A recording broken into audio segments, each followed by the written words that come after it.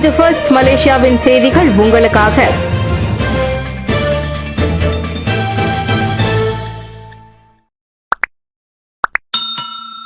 Captain Prabha கும்பலின் மீதமுள்ள உறுப்பினர்களுக்கு police வலைபேச்சு.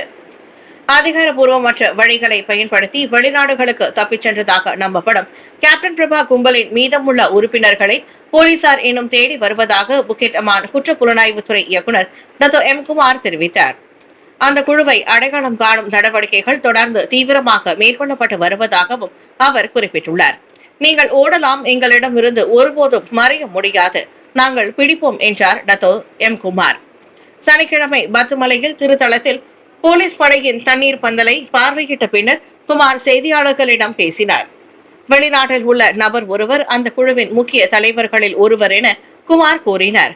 கடந்த புதன்கிழமை திட்டமிட்ட குற்ற செயல்களில் ஈடுபடும் குழுவின் உறுப்பினராக இருந்த 3 ஆடவர் சிப்பாங் செஷன்ஸ் நீதிமன்றத்தில் குற்றம் சாட்டப்பட்டனர். கூர்மையான ஞானவேல் கொண்ட உலகின் நவீன சவால்களை வெல்வோம். டத்தோ ஸ்ரீ ரமணன் ராமகிருஷ்ணன் தைப்பூச வாழ்த்து. கோலாலம்பூர் பிப்ரவரி 1 பக்தி பரவசுடன் ஆன்மீக எழுச்சியுடனும் கொண்டாடப்படும் உன்னதமான தைப்பூச திருநாளில் மனிதவள அமைச்சர் டத்தோ ஸ்ரீ ரமணன் ராமகிருஷ்ணன் பக்தர்களுக்கு தனது மனமார்ந்த வாழ்த்துக்களை தெரிவித்துக் கொண்டார். சுங்கைபுலோ நாடாளுமன்ற உறுப்பினருமான அவர் தமது வாழ்த்து செய்தியில் தீமையை அழித்து நன்மைக்காக காக்க அன்னை பராசக்தியிடம் வேல் பெற்று முருகப்பெருமான் வெற்றி வாகை சூடிய இந்த நன்னாள் நம் ஒருவரது வாழ்விலும் அறியாமை என்னும் இருள் நீங்கி அறிவு என்னும் ஒளி பிறக்க வழிகாட்டட்டும். இன்று உலகம் 4ஆம் தொழில் புரட்சியை கடந்து நவீன தொழில்நுட்பங்கள் மற்றும் செயற்கை நுண்ணறிவின் ஆதிக்கம் நிறைந்த ஒரு புதிய யுகத்திற்கு வேகமாக நகர்ந்து கொண்டிருக்கிறது. இந்த மாற்றங்களை வெறும் சவால்களாக பார்க்காமல் நமது சமூகத்தின் பொருளாதார உயர்வுக்கு கிடைத்த பெரும் வாய்ப்புகளாக கருதி அவற்றை ஆக்கப்பூர்வமாக பயன்படுத்திக் கொள்ள வேண்டும். இந்த அடிப்படையில் மனிதவள அமைச்சின் கீழ் இயங்கும் HRD கார்ப் வழியாக 10 மில்லியன் ரிங்கிட் மதிப்பிலான வெற்றி மடானி எனும் சிறப்பு திட்டத்தை பொங்கல் பண்டிகையின் போது நாம் அறிமுகப்படுத்தினோம். இத்திட்டத்தின் மூலம் இந்திய இளைஞர்களின் எதிர்கால தேவைக்கான டிஜிட்டல் மற்றும் தொழில்நுட்ப திறன் பயிற்சிகள் வழங்கப்பட உள்ளன. மேம்படுத்தப்பட்ட திறன் பயிற்சிகள் மற்றும் மறுதிறன் பயிற்சிகள் வழியாக நமது பணியாளர்கள் உலகளாவிய பொருளாதார சந்தையில் நம்பிக்கையுடன் போட்டியிடுவதை இத்திட்டம் உறுதி செய்யும். பினாங்கில் கவனத்தை ஈர்த்த தங்க வெள்ளி ரத ஊர்வலங்கள். பினாங்கில் அழகன் முருகன் வீற்றிருக்கும் தங்கரத ஊர்வலமும் அவனின் மேல் கம்பீரமாய் குடிக்கொண்டிருக்கும் வெள்ளி ரத ஊர்வலமும் அலையென திரண்ட மக்கள் கூட்டத்துடன் ஜாலான் கெபூன் பூங்காவில் வீற்றிருக்கும் தண்ணீர் மலையான் ஆலயத்தில் நேற்றிரவு சென்றடையும் என்று எதிர்பார்க்கப்பட்டது. 2017ஆம் ஆண்டு முதலாக அறிமுகப்படுத்தப்பட்ட தங்கரத ஊர்வலத்திற்கு பினாங்கில் ஆண்டுதோறும் தைப்பூச விழா கடைகட்டி வருகிறது. நேற்று காலை மணி 6க்கு லெபுகுவேன் சாலையிலிருந்து ஜாலான் கெபுன் பூங்காவில் உள்ள ஸ்ரீ அருள்மிகு பாலதண்டாயுதபாணி ஆலயத்திற்கு ரதம் புறப்பட்டது. ரதபவனி முழுவதும் ஆயிரக்கணக்கான பக்தர்களுடன் உள்நாட்டு மற்றும் வெளிநாடுகளை சேர்ந்த சுற்றுப்பயணிகளும் பொதுமக்களும் உடன் நடந்தனர். 1 மணி நேரத்திற்கு பின்னர் 132 ஆண்டுகள் பழமை வாய்ந்த வெள்ளிரத ஊர்வலத்தின் பவனி பலரின் கவனத்தையும் ஈர்த்தது. வரலாற்று சிறப்புமிக்க அந்த ரதம் லெபோ பினாங்கில் உள்ள நகரத்தார் கோவில் வீட்டிலிருந்து ஜாலான் அயர்தெர்ஜூனில் உள்ள நாட்டுக்கோட்டை செட்டியார் ஆலயத்தை நோக்கி பயணித்தது. பினாங்கு செட்டி பூச வெள்ளி மற்றும் தங்க ரத ஊர்வலத்தின் போது ஜாலான் மெகசின் மற்றும் ஜாலான் டத்தோ கேரமட்டில் லட்சக்கணக்கான தேங்காய்கள் குவிக்கப்பட்டிருந்தன. இந்துக்கள் மட்டுமின்றி பிற இனத்தவர்களும் நேர்த்திக் கடனை நிறைவேற்றும் வகையில் அவை உடைக்கப்பட்டது அங்கு வந்திருந்தவர்களின் கவனத்தை ஈர்த்தது. கனடா விமானங்களுக்கு 50% வரி. டொனால்ட் ட்ரம்ப் அதிரடி.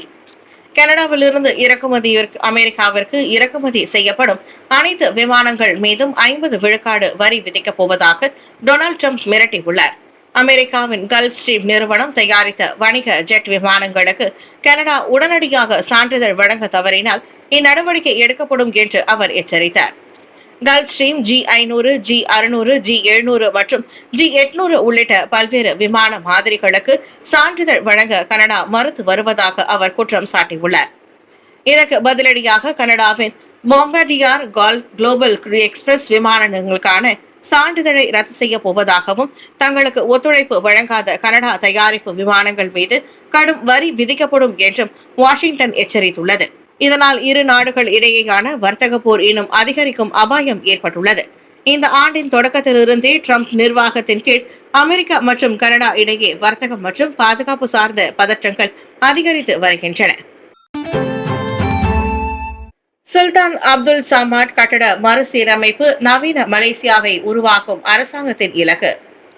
இந்நிலையில் கோலாலம்பூரில் உள்ள பாரம்பரிய கட்டடங்களின் பாதுகாப்பு மற்றும் மறுசீரமைப்பு முயற்சிகள், குறிப்பாக சுல்தான் அப்துல் சமாட் கட்டடத்தின் மறுசீரமைப்பு நடவடிக்கைகள் நவீனமான மலேசிய தலைநகரை உருவாக்கும் அரசாங்கத்தின் நோக்கத்தை பிரதிபலிப்பதாக பிரதமர் ஸ்ரீ அன்வார் இப்ராஹிம் தெரிவித்திருக்கிறார். இந்த முயற்சி வரலாறு தொடர்ந்து பாதுகாக்கப்படுவதையும் புரிந்து கொள்ளப்படுவதையும் எதிர்கால சவால்களை எதிர்கொள்ள வழிகாட்டியாக பயன்படுத்தப்படுவதையும் உறுதி செய்வதாக அவர் விளக்கினார்.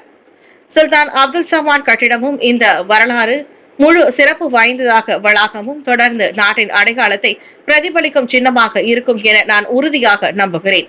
முன்னேற்றமும் வளர்ச்சியும் கொண்ட ஒரு நாடு தனது வரலாற்று வேர்களில் இருந்து விடுபடக்கூடாது. வளர்ச்சி பொருளாதார வலிமையில் மட்டுமல்லாமல் ஆன்மா, மதிப்புகள் மற்றும் மனித நேயத்துடன் இருக்க வேண்டும் என்றார் ஸ்ரீ அன்வார் இப்ராஹிம். 80 சட்டவிரோத குடியேறிகளை மலேசிய கடல்சார் அமலாக்க நிறுவனம் கைது செய்தது. சபா பெர்னாம் பாகான் நகோடா உமார் கடற்பகுதியில் நேற்று அதிகாலை 80 சட்டவிரோத குடியேறிகளை ஏற்றி சென்ற பாம்பாம் வகை படகு ஒன்றை மலேசிய கடல்சார் அமலாக்க நிறுவனம் வெற்றிகரமாக தடுத்து நிறுத்தியது. உளவு மற்றும் OP தஞ்சோங் நடவடிக்கைகள் வழி அந்த படகு அதிகாலை 3:30 மணி அளவில் பிடிபட்டதாக ஸ்லாங்கூர் கடல்சார் அமலாக்க நிறுவனத்தின் துணை இயக்குநர் தளபதி முகமது ஃபைரூஸ் தான் அப்துல் ரசாக் தெரிவித்தார். கடல்சார் பெட்ரோல் படகு அடையாளம் காணப்பட்ட இடத்திற்கு விரைவாக அனுப்பப்பட்டது. அதன் பின்னர் அதிகாலை 3:30 மணி அளவில் சுங்காய் ஆயத் தாவார் பாகான் நகோடா உமார் தென்மேற்கு பகுதியில் சுமார் 3 கடல் மைல் தொலைவில் ஒரு படகை கைப்பற்றினோம். நீல நிற உடற்பகுதியும் சிவப்பு மற்றும் கருப்பு நிற மேற்பகுதியையும் கொண்ட பதிவு எண் இல்லாத பாம்போம் வகை படகை நாங்கள் வெற்றிகரமாக கைப்பற்றினோம் என கடற்படை தளபதி முகமது ஃபைனுரிசாம் அப்துல் ரசாக் கூறினார். நேற்று ஸ்லாங்கூர் கடல்சார் தலைமையகத்தில் நடைபெற்ற செய்தியாளர் சந்திப்பில் முகமது ஃபைரோஸ் நிசாம் அவ்வாறு கூறினார். ஆயிரக்கணக்கான பக்தர்களின் பாத யாத்திரையுடன் கல்லுமலை சேர்ந்தார் சுப்பிரமணியர். பேராக் ஈப்போ தைப்பூச விழாவை முன்னிட்டு நேற்று அதிகாலை மணி 4 அளவில் புந்தோங் சுங்கை பாறையில் உள்ள மகா மாரியம்மன் ஆலயத்தில் நடைபெற்ற நித்திய பூஜைக்கு பின்னர் ஆயிரக்கணக்கான பக்தர்களுடன் புறப்பட்ட ரதம் காலை மணி 11:15க்கு கல்லுமலை சென்று சேர்ந்தது. இவ்வாண்டு நீண்ட விடுமுறை காலத்தில் தைப்பூசம் கொண்டாடப்படுவதால் வெளி மாநிலங்களில் இருந்து ஏராளமானோர் கல்லுமலை ஆலயத்திற்கு வருகை புரிந்துள்ளதாக இப்போ இந்து தேவஸ்தான பரிபாலன சபாவின் செயலாளர் வேமு தியாகராஜன் தெரிவித்தார். போலீஸ், ராணுவம், கலக தடுப்பு படையினர் உள்ளிட்ட அமலாக்க தரப்பினரால் பாதுகாப்பு வசதிகள் பலப்படுத்தப்பட்டிருந்தன. பக்தர்களின் கடை போக்குவரத்துக்கான கடந்த ஆண்டை காட்டிலும் இவ்வாண்டு ஏராளமான தண்ணீர் பந்தல்களும் அன்னதான பந்தல்களும் அமைக்கப்பட்டுள்ளதாகவும் அவர் கூறினார். வேண்டுதலை நிறைவேற்றுவதற்காக நூற்றுக்கணக்கானோர் பால்குடம் ஏந்தி ரதத்துடன் நடந்து வந்தனர்.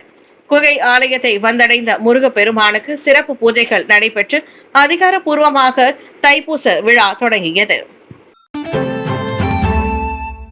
மலேசியா இலங்கை விமான போக்குவரத்தில் ஃபிட்ஸ் ஏர் புதிய உயர்வு. இலங்கையின் குறைந்த கட்டண விமான சேவை நிறுவனமும் மற்றும் தனியார் சொந்தமான முதல் அனைத்துலக விமான நிறுவனமான ஃபிட்ஸ் ஏர் மார்ச் மாத இறுதிக்குள் மலேசியாவுக்கான தனது வாராந்திர விமான பயணத்தை 3 முறையிலிருந்து 4ஆக திட்டமிட்டுள்ளது. மலேசியாவில் தனது செயல்பாடுகளை தொடங்கிய 9 மாதங்களுக்குள் விமான பயணிகளின் எண்ணிக்கையை 60லிருந்து 80 விழுக்காட்டிற்கு உயர்த்தியதை தொடர்ந்து அதனை 85 முதல் 90 விழுக்காடு வரை அதிகரிக்க இலக்கு கொண்டுள்ளதாக ஃபிட்ஸ் ஏவியேஷன் நிறுவனத்தின் தலைமை வர்த்தக அதிகாரி முகமது ரஜாத் சுரூபா தெரிவித்தார். தற்போது நாங்கள் மலேசியாவிற்கு வாரத்திற்கு 3 முறை விமான சேவையை மேற்கொண்டுள்ளோம். இதை 4 முறையாக அதிகரிக்க விரும்புகிறோம். மார்ச் மாத இறுதியில் தொடங்கும் இந்த கோடை காலத்திலிருந்து வாரத்திற்கு 4 விமான சேவையாக அதிகரிப்பதற்கான ஏற்பாடுகள் ஏற்கனவே தயார் செய்யப்பட்டுள்ளன. மேலும் அக்டோபர் இறுதியில் தொடங்கும் அடுத்த குளிர்காலத்தில் தினசரி விமான சேவையை தொடங்க திட்டமிட்டுள்ளோம். அடுத்த ஆண்டில் தினமும் 2 முறை சேவையாக மாற்றுவது எங்கள் இலக்காகும். இதுவே மலேசிய பயண சந்தையை பற்றிய எங்களின் திட்டமாகும் என்றார் நஜாத் சுரூப்.